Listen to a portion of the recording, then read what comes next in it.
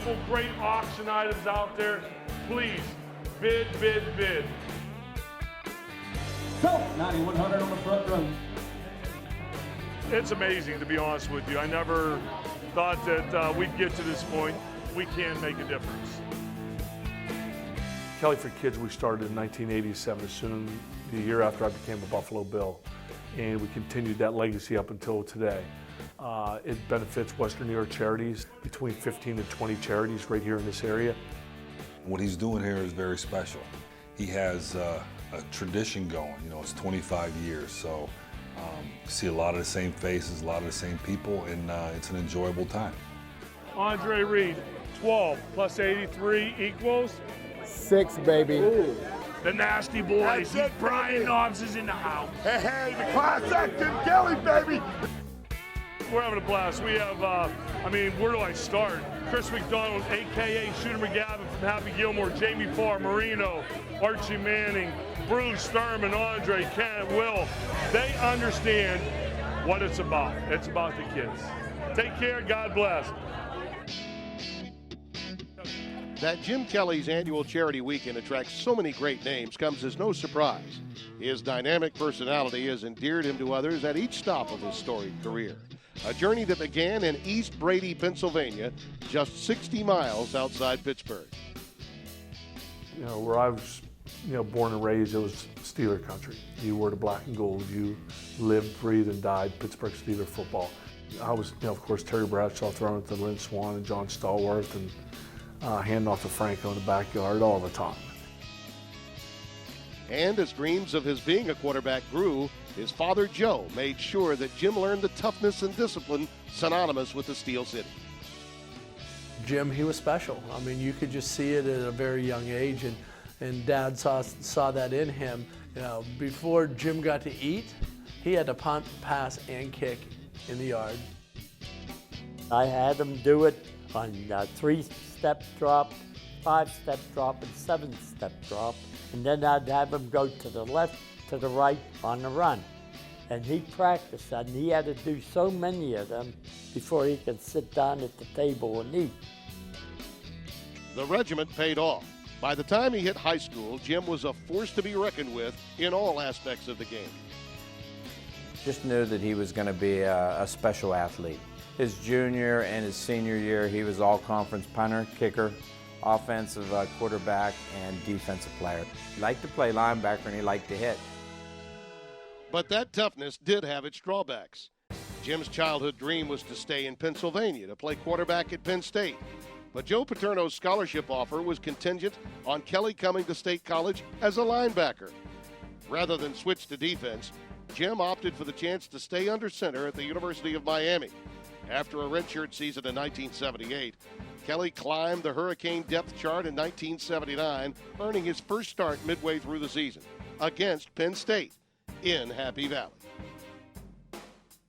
I found out just a few hours before the game, right after pregame meal. Coach said, Jim, we just want to let you know that I've decided that we're going to start you today at quarterback. We think you deserve that opportunity to show if you can do it. And first thing I did was I excused myself, went to the bathroom. I threw up for about 20 minutes. Now they're going to start with Jim Kelly, a freshman from East Brady, Pennsylvania, at quarterback. His play that day left Paterno and the Nittany Lions feeling nauseous as the Canes topped Penn State 26-10, with Jim throwing for 280 yards and 3 touchdowns. A big rush and a pass to the end zone. Touchdown, Joyner. Jim Kelly under tremendous pressure, showing the poise of a veteran. That in itself was a day that pretty much changed my life. That I knew that if, for me in particular, got the chance to show them I could do it, to make the best of it. This is Jim Kelly, our quarterback. Kelly's looking for him. Goes deep the other way for Belt. He's got it. Touchdown. You can see what a rocket arm this Kelly has. Watch how far he throws that ball, and it's another Miami touchdown. Jim never looked back, and his talent blossomed over the next 2 seasons.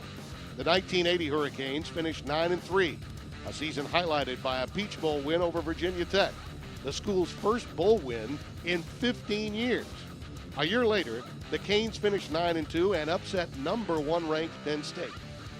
In his 2 full seasons under center at Miami, Kelly threw for nearly 4,000 yards and 25 touchdowns, a development that came under the supervision of former NFL MVP and quarterback coach Earl Morrall.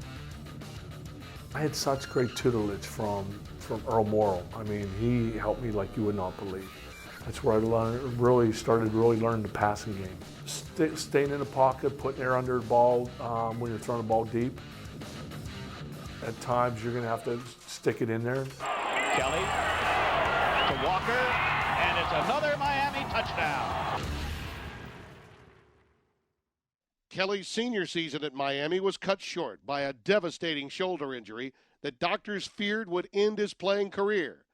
But after a tenacious rehab, he was selected by the Bills in the first round of the 1983 NFL Draft. He spent 2 years playing for the USFL's Houston Gamblers before reporting to Buffalo, where he played for 11 seasons and led the Bills to 4 straight Super Bowls. He was going to be tough. He wanted to be the guy that ran our offense. Being recruited from Penn State, being a linebacker, you know what type of player he was going to be at the quarterback position, a guy who could, get hit by a couple of linemen, a couple of linebackers, a defensive back. But you knew one thing, he was going to get right back up. Man, there's a lot of words for Jim, but I would say just tough, just a tough individual. Jim was just a leader, a tough guy. You can always count on him, knowing that when you came in the huddle, stuff was going to get done. He was going to go to the end no matter what. He won a lot of games at the end of games, a few against us where, I gave him one more chance and he took advantage of it and he won. I mean, that's what you look at guys that are Hall of Famers, competitors, they do that and they do it at a high level. We changed it. We made people proud to be Buffalo Bills. And when you're able to go through some of the things that we went through and be able to refocus again after losing the Super Bowl and do that 4 times in a row, the work ethic was always stepped up a notch each and every year. And that's why we made it back.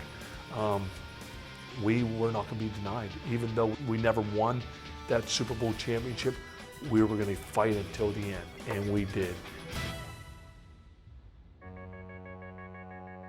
Kelly retired after the 1996 season, shortly before the birth of his son Hunter, who was diagnosed with Krabbe leukodystrophy when he was just 4 months old.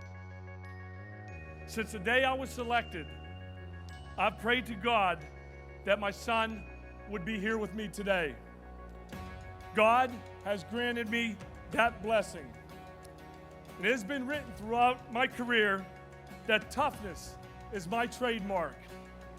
Well, the toughest person I've ever met in my life is my hero, my soldier, my son, Hunter. I love you, buddy.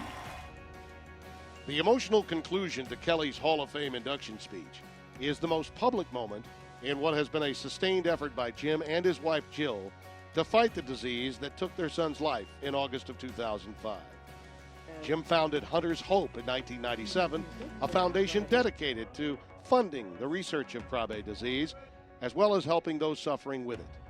Alongside his continued work through Kelly for Kids, the effort to help children in need has defined his retirement.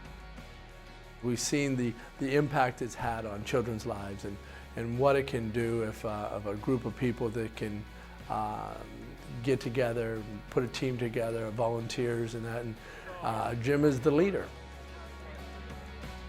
Now I'm here 25 years later, and when you see it right in front of your eyes, you see what a difference you have made. I just tell so many people, we'll all be faced with difficult situations in our life. It's what you do about it, it's what counts. It's not feeling sorry for yourself, it's making a negative, turn that negative into a positive, because I guarantee you and everybody out there watching, within the next year something's going to happen that you didn't want to have happen. But it's what you do about it, it's what counts.